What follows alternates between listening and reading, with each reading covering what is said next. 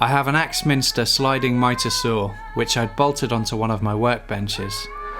It wasn't ideal, as when you're cutting longer pieces of wood on the mitre saw, the wood isn't supported, so you have to use a clamp to hold it down. Not only that, but as my workshop is very small, the current workbench wasn't really a good use of space, as it's quite deep at 800mm, and I'd been using the bottom shelf to store scraps of wood, and there was just a lot of dead space. So I took the mitre saw away, cleared the area, and started to plan the build of a mitre station to improve the use of the mitre saw and also the use of space. I didn't use SketchUp to draw up any plans for this project. Sometimes I just like to start building stuff without plans and make it up as I go along. I don't think that's the best way to approach a new project, but I do enjoy it. I had a 2 metre length of kitchen laminate worktop that I'd bought from a guy on Gumtree, some pieces of wood from an old pine bed frame that I'd found in the streets, some salvaged 3x2s that I had left over from the workshop build, some pine bed slats, and some salvaged 3/4 inch plywood, also left over from the workshop build. I started by screwing one of the old pieces of pine bed frame onto the uprights of the workshop wall to act as a bracket to support the worktop. I wanted the height of the mitre station to be the same as the old workbench, as that worked well. So I marked 40mm below the desired height on the wall, as the worktop is 40mm thick. I used a clamp on one of the uprights to hold one end of the L-shaped piece to roughly the right height, while I drilled and screwed the other end using some 50mm wood screws. Once the first screw was in, I used a spirit level to make sure the bracket was perfectly horizontal, and then drilled and screwed it in place. This piece of bed frame was ideal, as it was L-shaped, and by fixing it upside down, I could use the extrusion as a cleat to screw into the worktop from underneath.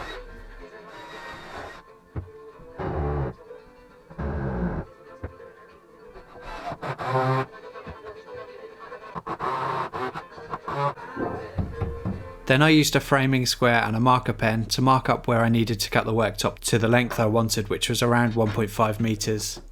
I used a straight piece of wood and a couple of clamps as a fence to run the circular saw up against to achieve a straight cut.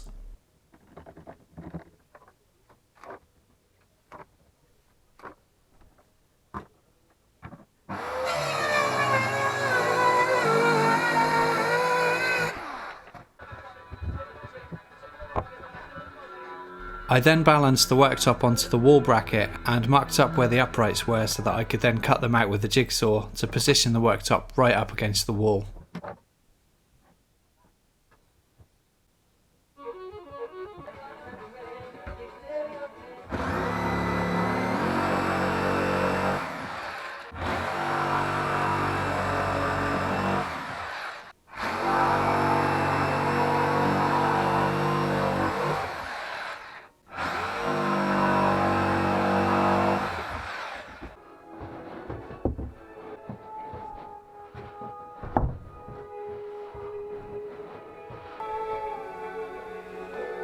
I used some spare bits of wood to prop up the front of the worktop temporarily, and a spirit level to get it perfectly horizontal, and then measured the distance between the floor and the bottom of the worktop so that I could use this measurement to cut the 3x2s to length, which would become the front leg supporting the worktop.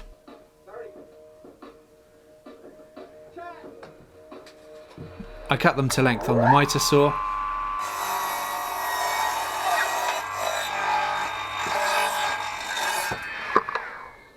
and as the 3x2s were rough sawn and quite dirty, I ran each face of them through the table saw to clean up and square off each surface.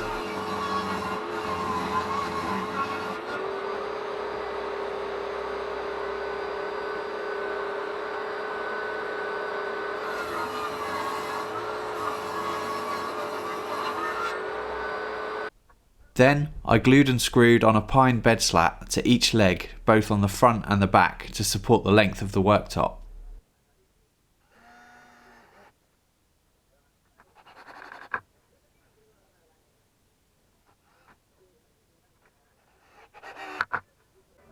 And once I'd positioned the legs, I used some angle plates to attach the legs to the worktop, and I screwed straight through the cleat of the bracket to secure the rear of the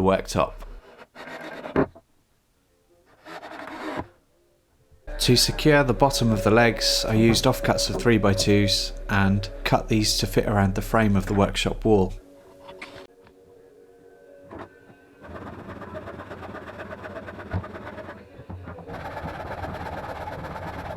Later on, I screwed the legs to the leg supports and screwed the leg supports onto the workshop wall, but I forgot to film that part. I wanted to fit two shelves under the worktop, a top one to hold small hand power tools and a bottom one to hold small offcuts of wood. I don't like to throw away anything that might be useful for future projects. I can be a bit of a hoarder when it comes to wood. I used more pine bed slats, glued and screwed onto the front legs and the uprights of the workshop wall.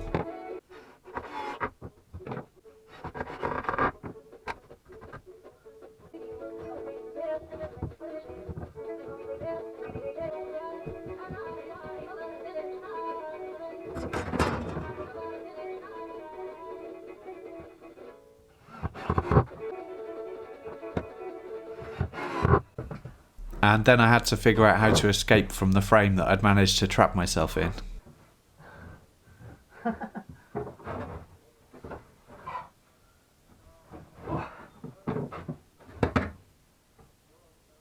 I added a further shelf support to the side of the frame. To make the shelf, I cut some 3/4 inch plywood to roughly the right size with a circular saw, then took it to the table saw to cut it to size more accurately.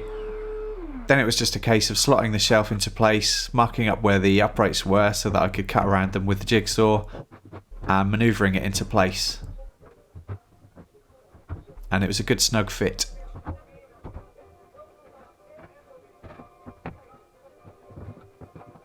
The bottom shelf simply rested on the bottom leg supports, and I just added one more 3x2 offcut in the middle to support the shelf.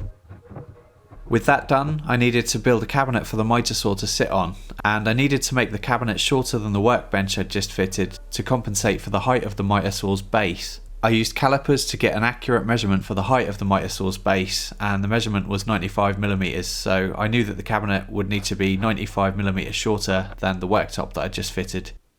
So I cut more plywood to size to make the sides for the cabinet.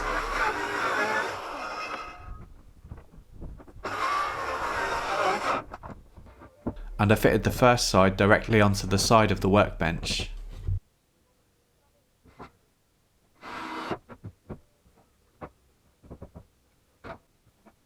Then I did a quick test fit just to make sure that the base of the mitre saw was perfectly parallel with the worktop. I also made sure that the mitre saw could twist and tilt properly in this position.